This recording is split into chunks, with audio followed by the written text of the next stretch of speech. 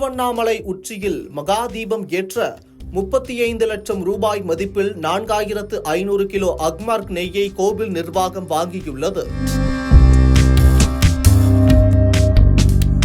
திருவண்ணாமலை கார்த்திகை தீபம் உலக பிரசித்தி பெற்ற நிகழ்வாகும்.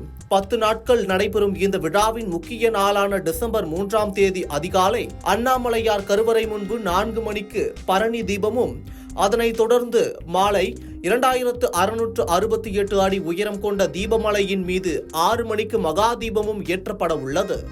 3ஆம் தேதி ஏற்றப்படும் மகாதீபம் தொடர்ந்து 11 நாட்களுக்கு அண்ணாமலையார் ஜோதி பிழம்பாய் பக்தர்களுக்கு காட்சியளிப்பார். இதற்காக மகாதீப கொப்பரையில் 4500 கிலோ நெய் மற்றும் 1500 மீட்டர் காடா துணி திரியாக பயன்படுத்தப்பட உள்ளது.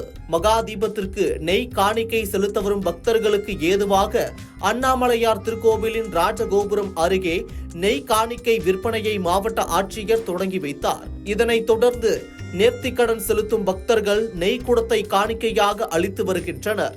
மேலும் நெய் காணிக்கை பணமாக செலுத்த பக்தர்களின் வசதிக்காக 1 கிலோ நெய் ரூபாய் 250, அரை கிலோ நெய் ரூபாய் 150, 1/4 கிலோ நெய் ரூபாய் 80 என ரொக்கமாகவும் காணிக்கை பெறப்பட்டு வருகிறது.